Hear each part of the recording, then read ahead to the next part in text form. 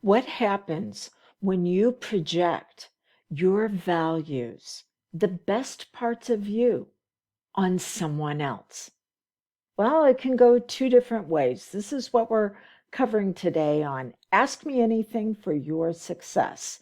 One way is you can be caught completely off guard whenever they attack you, or you can be left grieving the loss of a relationship because you didn't accept them and validate them for who they are. You decided to step in and make things better when they didn't ask you to, and now they're withdrawing. Okay, so let's get into this. By the way, if you have something that you would like to ask me, because these episodes are called Ask Me Anything for Your Success, send me an email, dawn@dawnlandrum.com, and give me your question. I'll see about putting it on here. Okay, so these two examples come from two clients this week who said, I don't understand what happened.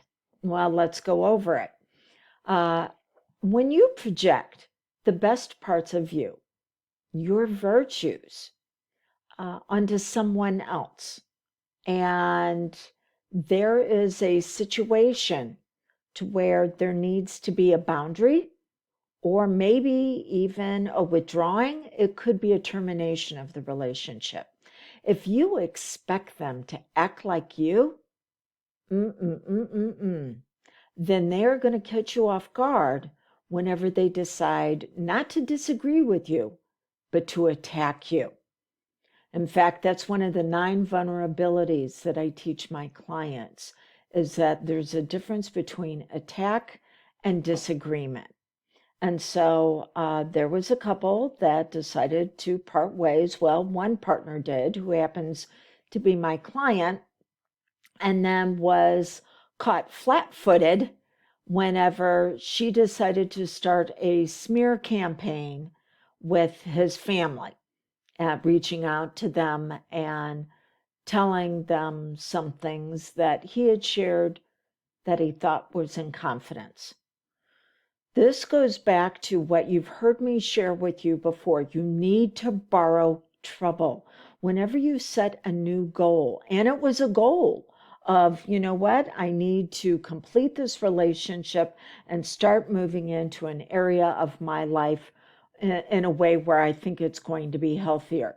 That was a goal. Well, you need to ask yourself, what are all the ways that this is going to go wrong?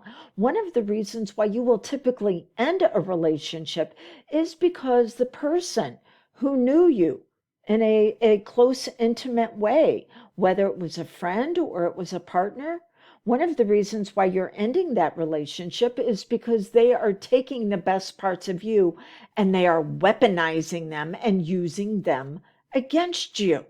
You finally figure out, you know what? This is not getting healthier. This is actually to where they think they know more about me and what's best for me in a way that is completely arrogant. And they want me to change, not because it's what's beneficial for me, although that's the way they're going to present it. No, not the way that's beneficial. They want to do it in a way that causes me pain. And then they think that's going to produce a change in me to where I make life easier for them. Okay, so you need to borrow trouble whenever you decide that something needs to conclude, it needs to come to an end, whenever you set a new goal, and you need to say, what are some of the top ways that I think this is going to go wrong? It's going to go bad. It is not going to work out the way I thought it was going to. Do not put your virtues, your attributes, the best part of you on someone else. When they're in pain, they will have a tendency to sink into the pit.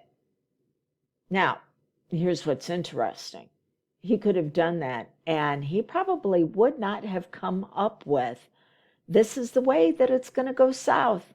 But what he would have done is trained his subconscious that something is going to go off track, it's going to go off course, it's going to crash and burn, and we need to be able to adapt, because if you don't adapt, you're going to maladapt.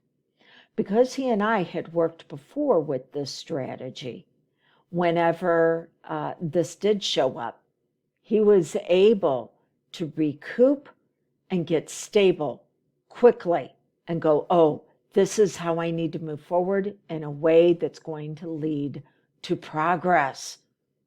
Okay. Now, what happens if someone shares with us some problems that they've experienced, some pain that they've been through, and we decide to use the best parts of us in order to assist them with it when they didn't ask for that? What can happen there? Again, this came from another client who said, I had a relationship where we were close friends, then we parted ways for many, many years. She came back into my life.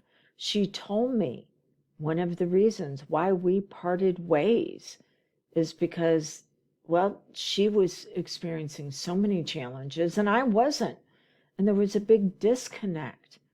And then she told me one of the challenges she was experiencing now. And so I decided to step in and surprise her with what I thought was going to help her.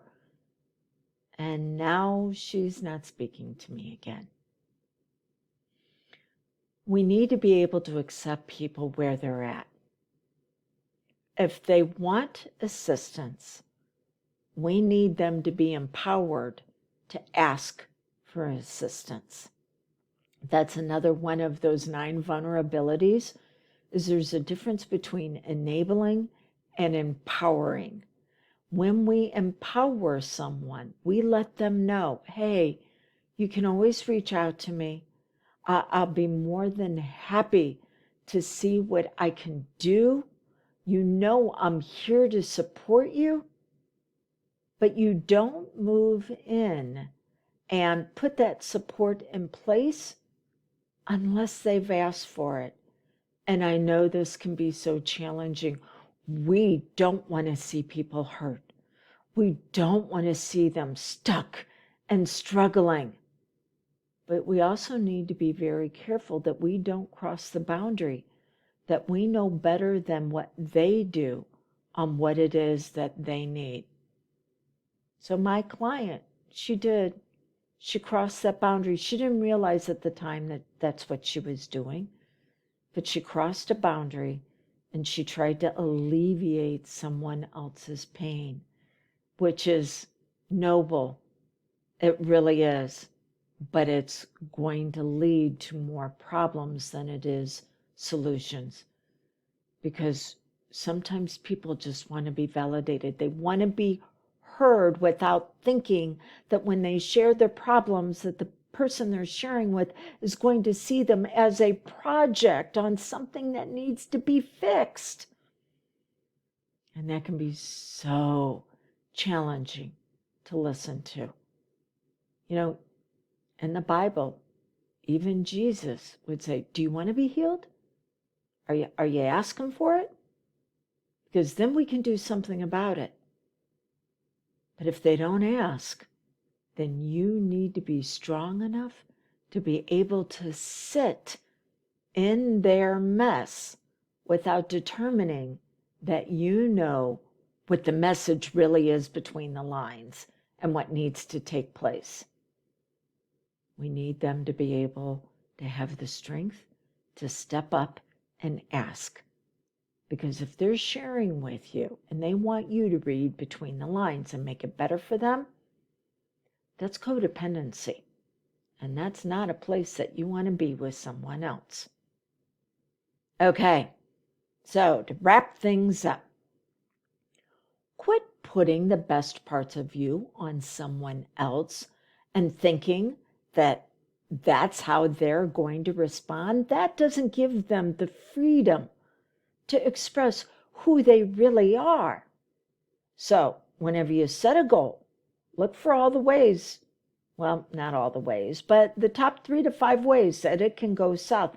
And that goes along with if I decide to step in and do something for someone that they didn't ask for. This can go south. What way can it go south? Or I'm needing to pull back. I'm needing to put boundaries and rules into place because this relationship is no longer a common ground for what's going to take us to the top. Instead, it's just breeding chaos, confusion, and drama. Well, how can that go south? And then proceed accordingly. You know, growth for us cannot happen outside of relationships.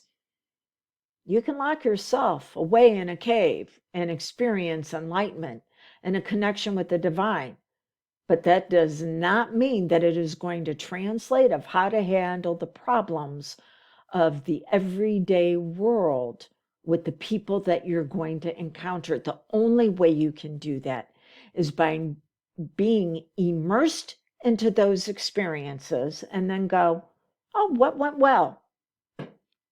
Even better if next time. So use that www.ebi.ok. What went well? And this is how I need to respond even better if, whenever I find myself in that experience again.